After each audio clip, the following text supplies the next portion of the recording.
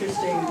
I know a woman, she's actually a midwife, and she had a water birth and for her first baby, and she'd been told that water birth was the way to prevent a rupture, except that it didn't in her case. And it was too fast pushing. And then she said, she told her midwife, the baby's okay. She said, it's really painful. And the midwife said to her, it's okay. And she said, I want you to examine me. And she said, I don't need to. It'll go away. Well, it didn't. She had a complete rupture. And that meant that she was so long in discovering how bad it was that she didn't get repaired properly. And she's had trouble ever since. I mean, a lot of trouble. So, she and I have workshops together where she tells her story. And you feel so much sorrow for how much suffering she's had, how much it's changed her life. To have that injury, which could have been, first of all, prevented, but second, could have been repaired properly. So she didn't lose her sex life, so her she had incontinence really quite bad. That's a terrible thing to happen to a woman. And so she's been dealing with it, and she's a very powerful teacher of midwives because she says, you have to check. It's your job to check. And it's not just how it looks on the outside. You have to check inside and make sure there's not something hidden that tore. You don't want these muscles. They're not going to find each other again because they shrink away. You have to find them, you have to visualize it, you have to palpate it, and yeah, it could hurt. But the alternative is so much worse. When you know it's okay, then you say, yes, you're fine. Now put your hands together and enjoy your baby. So when I was here a year ago, I know that on the Swedish television, there was all this series about the 3rd, 4th degree rupture. It was a very big issue, and I understand it's still a very big issue. So we have had 3,000 births. We had one rupture. Only one. And this was not that long ago. It was a Mennonite woman, which is something like Amish. She had a very short perineum. I wasn't there. My partner was really a skilled midwife. And maybe the woman wasn't in perfect health. Maybe that was a factor. We couldn't really identify it, but 1 out of 3,000 isn't bad. And it shouldn't be 1%, 2%. Some of what I was hearing, or maybe 3%, I think I heard last year. That's not so good. Actually 6%. What was that? 6%. 6%? So I wonder, is there a time limit? This makes me wonder, is there a time limit on pushing? Yes. Okay. Well, I would suggest that time limit be taken away. Especially if the baby's crowning, okay? If the baby's so far down that you're seeing head, forget the clock.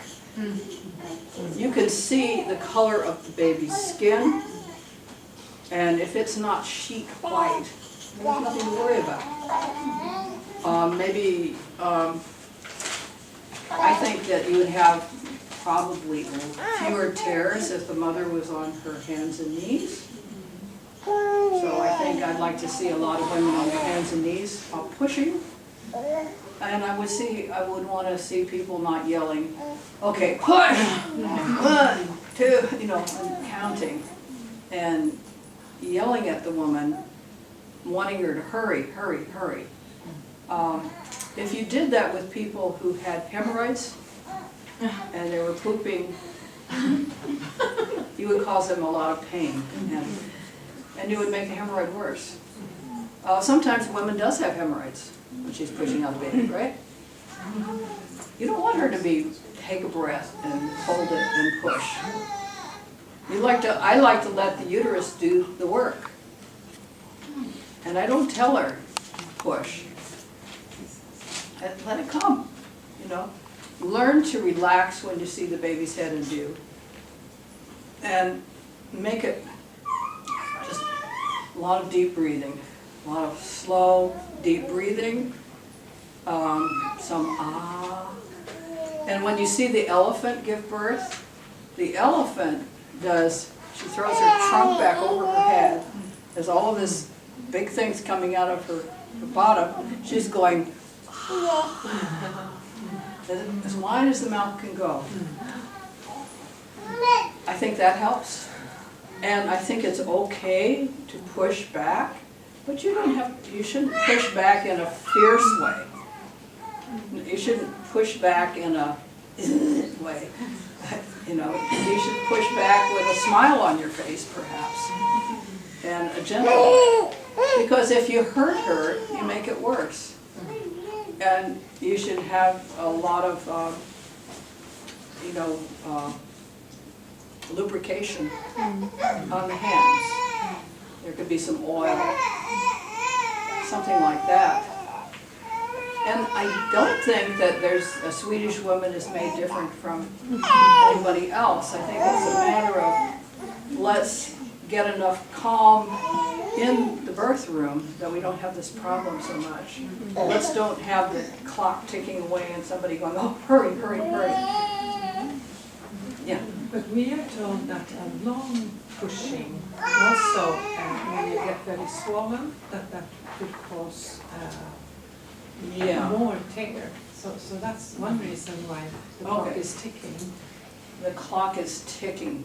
The But clock, yeah. I guess they say that might be before the head is crowning. They say if you sit on a birth chair or and you get very swollen, that is a factor. I think when she starts to get, if she gets swollen and has been sitting on a birth chair, I would take her off of the chair.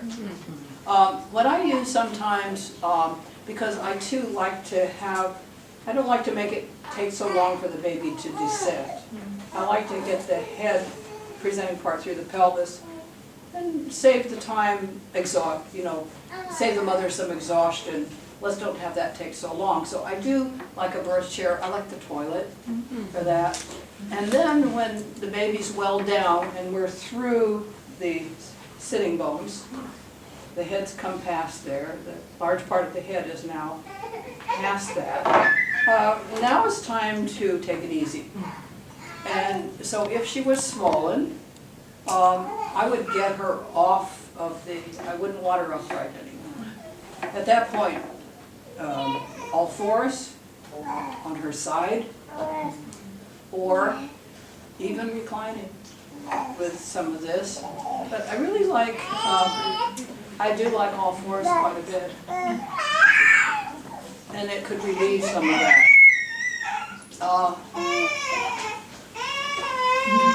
And her hands on herself sometimes is very helpful.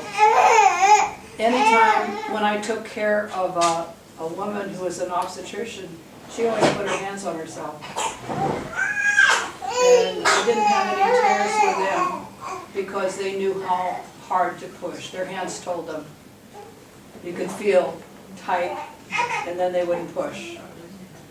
So, and I don't tell women, sometimes they say, push through that painful feeling.